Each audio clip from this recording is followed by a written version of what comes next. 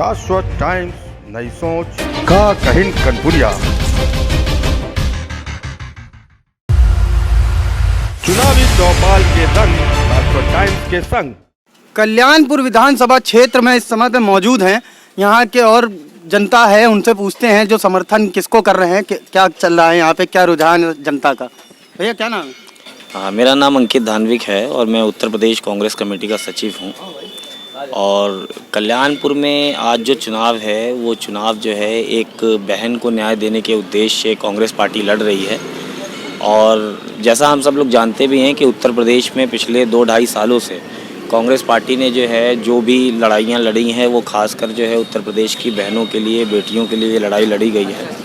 और आप जानते हैं कि उत्तर प्रदेश में जिस प्रकार से जैसे उन्नाव का प्रकरण है, हाथरस का प्रकरण है, किस तरीके से जो जुल्म हुए लड़कियों पे हुए, महिलाओं के ऊपर हुए, उत्तर प्रदेश की हुकूमत ने खुलेआम किस प्रकार से एक बहन को, एक बेटी को जो है रातों रात जो है उसको पेट्रोल डालकर फूंकने का काम किया है।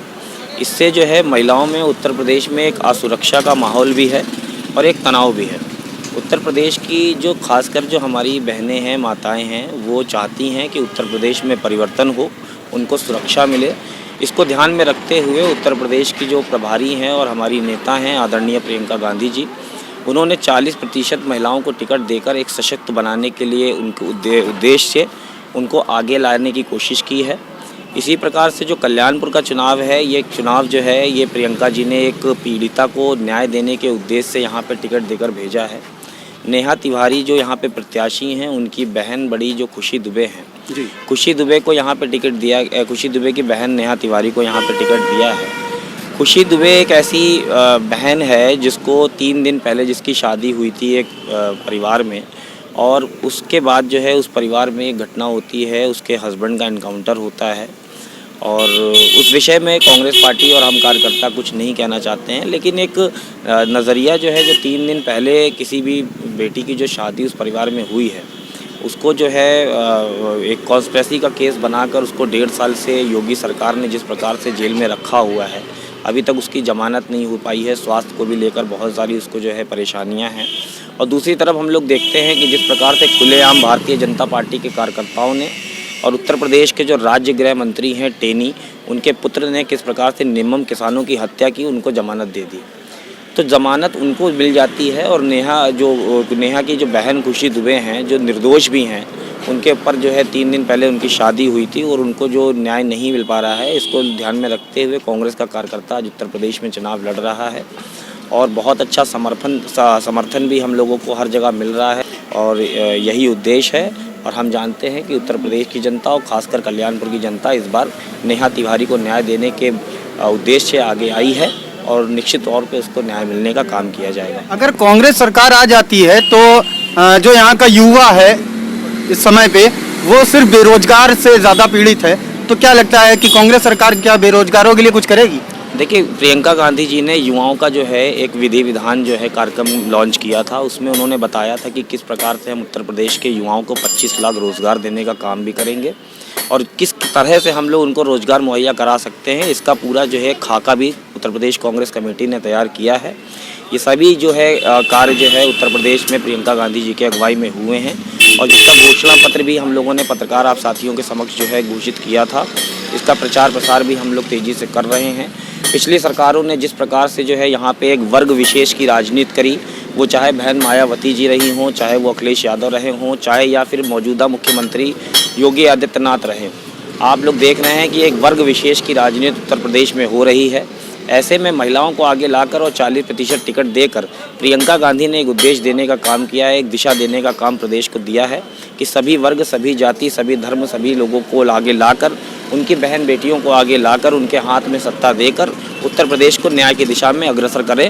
और निश्चित तौर पर युवाओं को रोज़गार देने का जो विषय है, उसमें प्रियंका जी ने जो अपना घोषणा पत्र दिया है, उसमें 25 लाख युवाओं को रोज़गार देने की पूरी हम लोगों ने जो है तैयारी कर रखी है। यदि जनादेश हमारे हाथ में आता है तो निश्चित तौर पे हम उत्तर प्रदेश में नौजवानों की आवाज़ बनकर उठेंगे और उनके लिए काम करेंगे। क्या देख रहे हैं इस समय तो कल्याणपुर विधानसभा क्षेत्र में क्या चल रहा है, किस तरह का माहौल चल रहा है, चुनावी माहौल क्या है, किसमें टक्कर दिख रही है आपको ज़्यादा? देखिए, ये चुनाव जो है ये बहुत भावुकता के साथ जो है कल्याणपुर की धरती पर लड़ा जा रहा है और जैसा मैंने आपको बताया कि ये चुनाव पूरे प्रदेश के चुनाव से बहुत ज़्यादा भिन्न है, क्योंकि यहाँ पर एक बेटी को न्याय देने की मंशा से ये चुनाव लड़ा जा रहा है।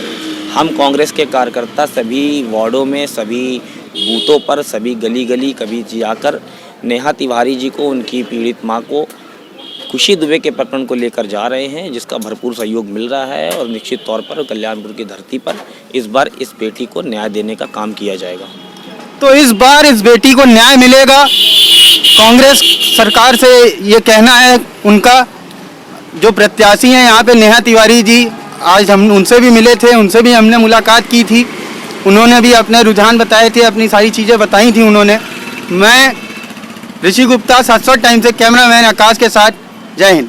जय भीम साथियों, मैं पंडित मोहन मिश्रा एडवोकेट 215 कदवई नगर विधानसभा बहुजन समाज पार्टी से प्रत्याशी हूं। और मेरी आप सबसे विनम्र निवेदन है कि आने वाली 20 फरवरी को मतदान केंद्र जाएं, सपरिवार जाएं और भरपूर मात्रा में पूरी तरीके से ताकत लगा के हाथी का बटन दबाएं, जिससे मैं ये विधानसभा चुनाव जीत सकूं। क्योंकि मेरे जीतने से आप मुझे ये ताकत अपनी जो प्रदान करेंगे तो मुझे भी एक अवसर मिलेगा अपने क्षेत्र में एक सेवक के रूप में काम करने का। और पहले भी आपने माननीय बहन जी की 7 से 12 की सरकार देखी है, उस सरकार को आज आप इस सरकार से कंपेयर करिए। माननीय बहन जी की सरकार में लॉ एंड ऑर्डर कितना मजबूत था, A1 था लॉ एंड ऑर्डर, नंबर 1 का था लॉ एंड ऑर्डर। माताएं बहनाएं सब सुरक्षित थी, रोजगार की उपलब्धता थी और किसी प्रकार का किसी भी समाज के साथ कोई भेदभाव नहीं होता था, क्योंकि हमारा नारा ही था सर्वजन हिताय सर्वजन सुखाय, जिसके तहत समाज का कोई भी वर्ग हो, कोई भी जाति हो, कोई भी धर्म हो, किसी के साथ कोई भेदभाव नहीं हुआ। और जब जब माननीय बहन जी सरकार में आई, सभी वर्गों को बराबर का मान सम्मान मिला, अवसर मिला। इसलिए मेरी आपसे पुनः एक अपील है कि आगे आने वाली 20 फरवरी को हाथी का बटन दबा के मुझे भारी से भारी मतों से विजयी बनाए। आप सबका धन्यवाद। जय हिंद, जय भीम।